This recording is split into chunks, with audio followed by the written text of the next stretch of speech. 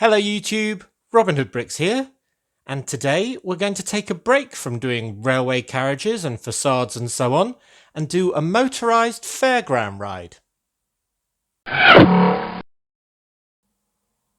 So we've got our candy floss and we've gone to the fairground, but first of all a couple of words of why I've made this movement, because we're not actually very near to developing the infrastructure that's going to be needed to mount loads of motorised rides in Brick Nottingham. But really this particular build that I've been planning for quite a long time, just had on a back burner, was really triggered and forced in a way by LEGO announcing set 10273, Haunted House. And this is a brand new set that's from what looks like a new fairground collection, but it's going to be alongside things like the roller coaster and the carousel and so on. Now, the motorised ride element of that set is a drop tower ride, one of those ones where the carriage climbs very steadily up a tower and then plummets as if to crash into the ground, but sort of stopping at the last minute. Very, very nausea-inducing indeed, if you ask me. Not something I'd probably go on, if I'm completely honest. But that ride was definitely one that I was going to use in Brick Nottingham. And actually, they may even be using similar techniques. So I decided that I would do mine very quickly before the set is released on Wednesday to VIP members, and then from the 1st of June to the general public. So first of all, a couple of words on the new Haunted House set, 10273. I'm not a great fan of it in a way. I've got very mixed opinions on it. I definitely don't like it enough to get it at the quite heavy price point that it's at, because it's not very good as a haunted house, with probably the worst ghosts that LEGO have released for quite a while, given we've had such good ones with Hidden Side and so on. And it's not very sort of fun and jaunty like a sort of monsters house like set 10228, also called Haunted House from 2012, was. So I don't think it really hits that haunted house idea as well as previous attempts. But then we have to say, well, it is actually first and foremost a fairground ride. But then I don't think it's particularly good at that, because it's got the doll's house kind of setup. When it's closed, it's very hard to see most of the drop ride. Really, it just sort of goes up the tower through a couple of windows, which you might notice if you were paying close attention, does a bit of a peekaboo at the top, and then falls down. But you can only really see it falling down for half the tower, because the other half is inside the very ornate Gothic building. And the building's nice, but for me it doesn't suggest a fairground at all. I think of a fairground as being a thing where rides are built and put up and put on the back of lorries to transfer between towns. And, you know, in operation for a week in each town whilst moving around the country. And this would be much more of a sort of theme park type fairground, I suppose. But then if it's in a theme park, then I think it's a bit confused, because it wouldn't really be Baron von Baron's house, and it wouldn't be really cursed. So therefore all of the sort of cool ideas that are harking back to old sets, suggesting that this is a genuine house and is actually haunted, doesn't make sense at all, because it'd all just be props. So I think it's just a bit muddled. It should either be a proper haunted house, which maybe visitors have gone to unknowingly, sort of thinking that this was a normal house and they were in for a nasty surprise, or it's a fairground ride, in which case I don't think it needs all the sort of antiques and antiquities from around the world. Anyway, that's just my thought, so hopefully that hasn't put you off if you were intending to buy it in the first place. And the other thing actually to mention is that the back of that ride and the building itself is very ugly, because it's got all the workings on it. So I don't think it's as much of a display piece as they say, and it's definitely only going to work really from one perspective. So, right, so now onto my ride. So as I said, I'm going to do a vertical drop tower ride as well, and mine probably works on the same system, because one of those photos showed a chain at the very bottom in the middle, and on that chain, which is using the standard links, there's one which is the track link, and that is the very key ingredient that's going to pick up our car to hoist it up to the tower, and then when it gets to the top of the tower, that will pull away and the thing will drop to the bottom. So that is the main reason why I thought I really had to rush out this video.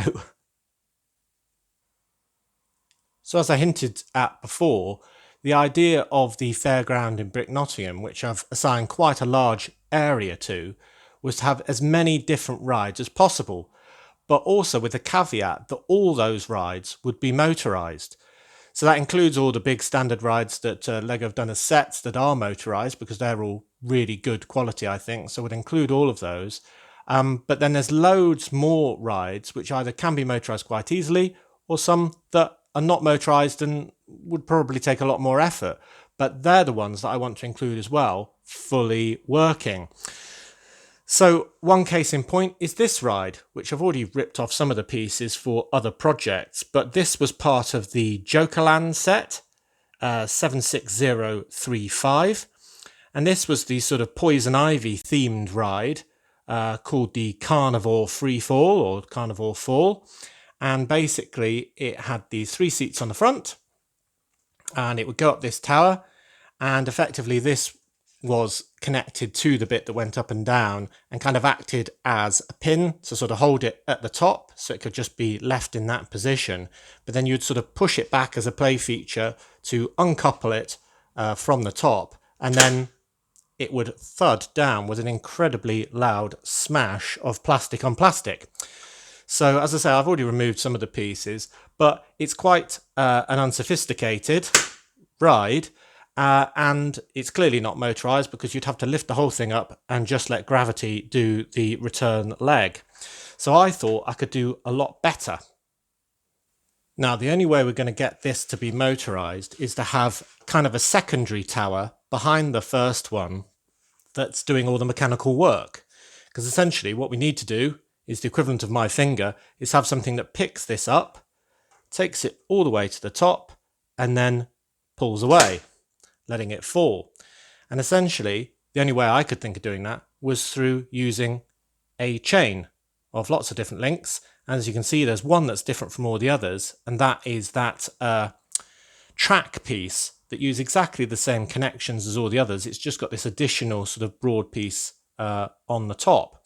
And I thought that this could sort of hang on some cogs and wheels and all the rest of it in a structure behind this. And then this bit would hit something on the back of here and do the picking up. And then by the time it sort of got round to the top, it would kind of just pull away in its natural sort of curve of its cycle round this tower on the back, and would just let it fall as it did before. And then by the time it got round to the bottom, it would pick it up for another go. Because although in real life people would probably go on and be bounced up and down a couple of times and get off, we're just going to have this kind of going just like all the other rides with the same people on continuously, so it looks like it's in real permanent use. So I guess the first stage is to build a rudimentary tower using Technic bricks and cogs that will hold this chain and go round and round to pick up this car. So what I'm going to do first of all is just take this off, because it's just going to get in the way of things. And I'm also going to take off all the seats, basically, and put them to one side as well. So we can just focus on getting this. Actually, while I'm thinking of that, should I take the tentacles off? I don't know. But I'm going to focus on getting this just to go up and down in a powered way. So, wish me luck. Right, so here is my tower that's going to go behind the lime green tower. And it's basically made out of Technic bricks on their ends, strengthened on the front with tiles, including a couple of those 1x4 hazard stripe tiles, and on the back with light bluish grey plates. And I've got the height I need to match the lime tower. And then at the top and the bottom, I've got one of the sort of normal medium-sized cogwheels, and just to get the spacing right, I've got one of those kind of washers on each side, so it stays straight. And I've got that on the front, at the bottom and the top. And I've just got a couple more washers on the outside, so it's held in position. Now this is a little bit wobbly, but I don't think it's so wobbly that it's going to be a problem. And the reason for this bit is just to keep the chain taut, because anyone who knows anything about bikes or anything like that, if you've got a very loose chain, it will just fall off. And it's incredibly low tolerance, really. So if I took out one more chain link, then it would kind of be too tight, even without the bit here. But with one more, it's too loose. So just adding this on the back just means it's got a nice sort of smooth surface to go around and complete its cycle. So there you can see that there's a turning axle here that can just pull it round and round, and it's very low friction. It goes around very, very easily. And you can probably see there our one special link being the one that's going to pick up our cart and do all of the work going round and round. And obviously it's on the way up for half of it, and it's on the way down on the far side for the other half of its journey. So there we go. Right, so then we're going to put our green tower back in front. So you might think this looks very ugly, but I'm doing a fairground, as I said, as opposed to a theme park. So this sort of equipment would be put on the back of a lorry and taken in between cities. And if you actually look at those rides, they're quite mechanical and show all their sort of mechanical guts and so on very readily. So I don't think that's really a problem. I'll try and make it look as sort of kind of attractive as possible in due course, but I don't mind having this sort of mechanical structure behind the other one. Anyway, I think it's a necessity. So what I'm going to use actually is these pieces that are already attached to this that were holding on our seats as the sort of pickup point. So the normal chain will kind of go in between the two of these, but the bigger special link will actually hit both of them and therefore bring it up. So I'm going to put it on that way around rather than that way around. So that connection is made. Right. So here we go. If we turn this, oh, yeah, it's getting picked up. It's a bit harder for me to turn, but I'm sure the motor will be fine. And it's heaving up the thing. And then, hey, it drops it down the bottom. A lot easier on the way down and a bit tougher on the way up. All the way up and, hey. So that is our proof of concept, I think. It works. Now, I wouldn't mind it not smashing to the ground with such force. So I think we need some sort of dampening mechanism on the bottom. I don't exactly know how yet. And also we need to try it with seats and passengers on as well. And also, obviously, a motor. So let's get on with those bits too. Okay, so now we've got the concept done. I think I'm going to focus on the bottom for a bit. So I'm just going to take that off and make a couple of changes. So the original's got these large black axles in, and they're a bit long. They're like 6 long ones. So I'm actually going to take them out and replace them with 3 long grey ones, which are going to do the same job, but match colour-wise and just look a bit more subtle. I'm also going to take off this green 2x2 plate from the bottom, because the fact that it hasn't got corners means that it just seems to be a little bit less stable on the bottom, one connection too many. So I'm just going to have that connecting directly with that, and then the corners will make this a bit more steady. So I think that's the case already. So get rid of that one. It doesn't seem to matter so much halfway up for some reason, so I can keep that one as is. Right. So if I put that down like that, then I think you'll agree that looks better already. So that was very subtle. Then I'm just going to put in some lime tiles at the bottom. I'll put a 1x4 in there and a 1x2 there. And then I'm going to reintroduce these pieces, which were sort of decorating the bottom. So they're kind of like these palm leaf pieces just on a modified brick. And now they were very centralized. I can't do that now because I've got this set up. So I'm actually just going to bring it in one. I'm not going to push it down because I need to do a dampening mechanism. And though you can use all sorts of Technic pieces that have got some sort of spring in or something like that, they're very big. So what I wanted to do is something very low-tech, because I think a low-tech solution is often the best solution. So what I'm going to use is these pieces.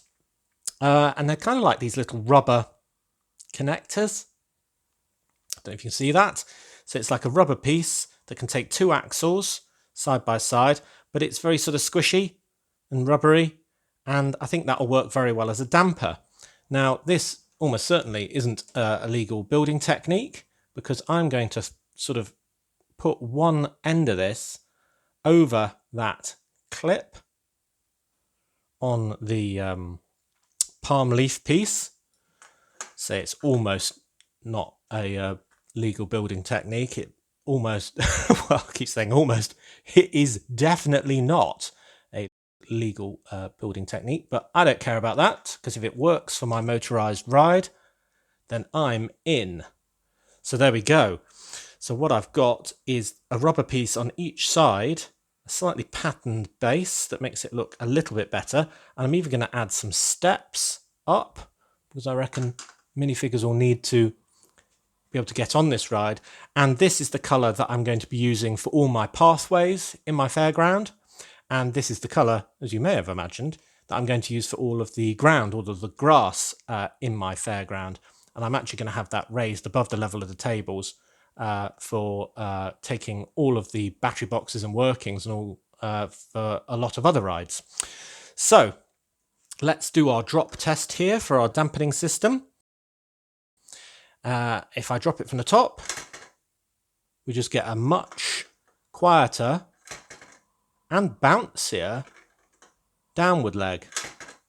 And I like that, because usually the real ones kind of, they don't just go thud and stop, because everyone would break their ankles or their necks or something, but they sort of slow down and sort of bounce about a bit. So I don't think it's 100% accurate, but I do think it's more reflective of reality, because I think they use probably air brakes or something like that. Don't know.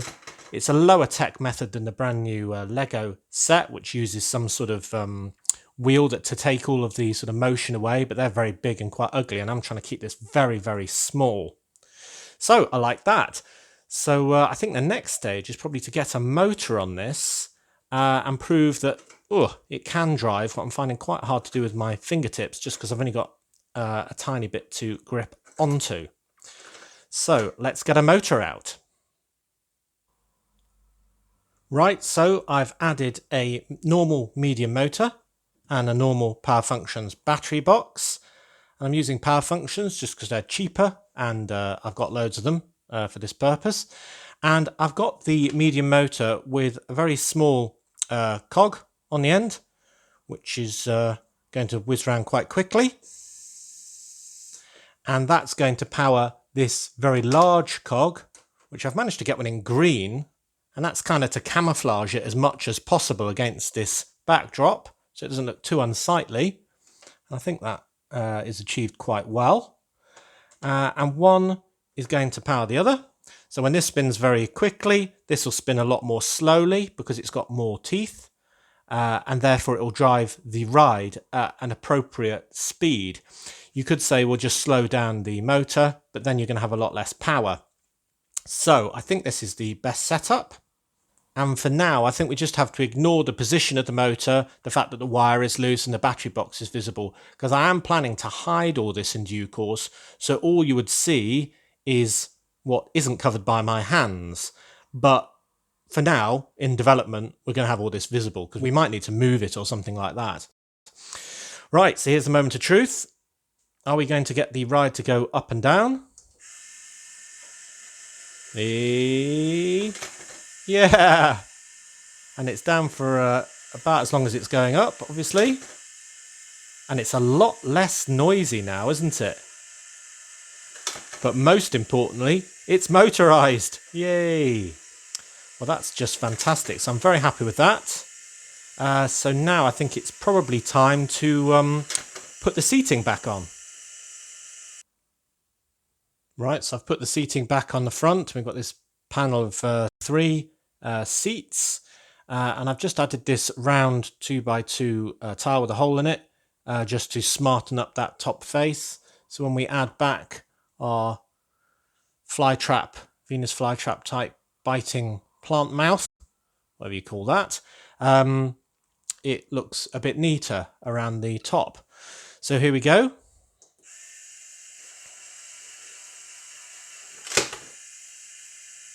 Now it is making a loud noise again because it's actually hitting the step with the underside of the middle car. So I could always move the step. But what I'm also finding is that it's less reliable because you can probably see already it's sort of tipping forward in a sort of front heavy way because there's a lot more weight on this side of this grey piece than any other side. And on occasion it's actually sort of managing to kind of like hook itself on the top like that. So maybe I can make it a bit taller to avoid that. But it's also, because this has got sort of lumps and bumps all the way down, it's sort of almost managing to hit sometimes on the way down and not always get stuck, but kind of, it definitely interferes with a smooth, nice drop. So I've tried to mitigate that a little bit. Take that off by putting a couple of bricks up the back. And that just stops it, whereas before it was able to sort of tilt quite a bit. By having this sort of almost backboard on it, it sort of keeps it straighter, but it's still wanting to kind of tip forward. So I'm not particularly happy with this because I want to be able to have my fairground and all the rides sort of running, well, at least for 10 minutes at a time so I can do some good videos, and I don't want to have to keep doing sort of maintenance in between each take just to make sure rides are working. I want them to be reliable, in short. So I don't really like this technique. Now, they do stick out quite a bit, but I do kind of like the look at them. But I'm wondering, because I've got axle holes on these 2 sides as well, whether I can kind of take the 3 seats off and take this whole structure off and kind of have one on the front and one on each side. That way the weight will be a lot more balanced and hopefully it won't tip forward quite so much. So that is definitely what I'm going to try next, but it's probably going to require a complete rethink of the pieces that are involved in these setups. Right, so here is my new and improved drop vehicle, whatever that would be called. And basically, obviously, I've got the seats as 3 single seats on 3 sides just to balance the weight as I planned. Now, there's a few things to note about this. First of all, I've had to use quite a few different pieces in order to get that nice connection with an axle onto a firm chair.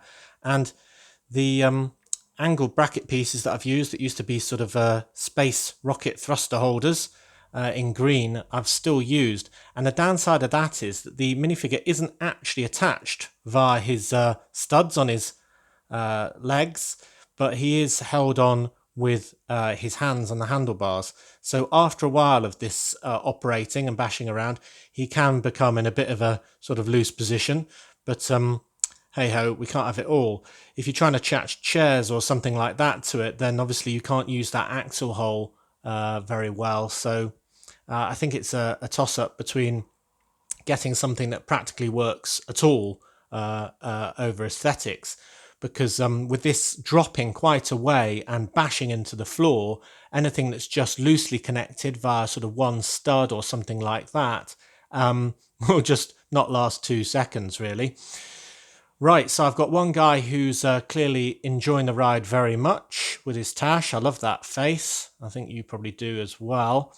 I've got this lady whose glasses have become a bit at an angle, a bit skew-whiff. Can't get that to focus. There we go. And she is looking a little like I might do if I was on that ride. And this guy's, I don't know, maybe he's terrified, maybe he's really enjoying it. But I've definitely decided to keep as much of this decor as I can, so I've sort of positioned those kind of on the bottom instead, and they're helping to keep these chairs straight. And then I've tidied up the top with some tiles, and I've kept that backboard because we're still a little front heavy, because obviously there's a lady on the front and nothing on the back. But if we drop that into position, give it a bit of a straighten to start off with, and then we can even put on our Venus flytrap type head bit on the top. So you can see that there. Then we can give it another trial run. I'll do it at this angle so you can see the chain going as well. Here it comes. Picked it up, dropped it off. So having tried this a little bit already in development, I've concluded that this is a lot more reliable than the old method. It's really not catching at all on any of the elements on the way up or on the way down. And I've sort of been running this for 5 minutes with absolutely no issues. This does happen, this twisting. So I might have to add a little more on the plates at the bottom, just to make sure that he doesn't, and this guy's doing it as well, twist. But I'm very happy now with the balancing act. So although I had to lose some of these nice trans green pieces and so on, it's not the end of the world, and I think I've got a nice reliable ride. So the next thing to do is to make sure these chairs don't start tilting at a ridiculous angle, and then to add a bit more decor so the thing looks a bit prettier. Though I don't mind the fact that we've kind of got the pretty bit on the front and the ugly bit on the back, because I think that's pretty much how it'd work. So far so good.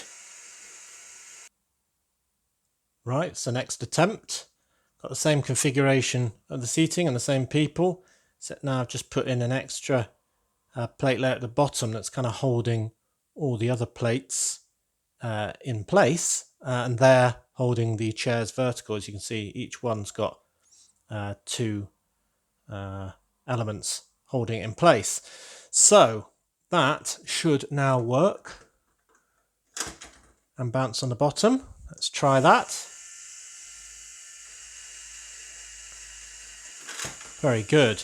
And it's also given me the ability to actually add 6 of these vine pieces, whereas there were only 4 before, because we've got 2 brackets holding each chair in place, so 2, 4, 6. And that's back to normal reliability, so that's really good. So I'm happy with that. So now I want to decorate this just a little bit more, because I think we've got the operations working now. So I thought I'd put a couple of these tentacle / vine pieces in the axle holes that are already occupied by a pin that's part of this sort of bracing mechanism for the chain. So I can do that there and there. And then I just thought I'd add some more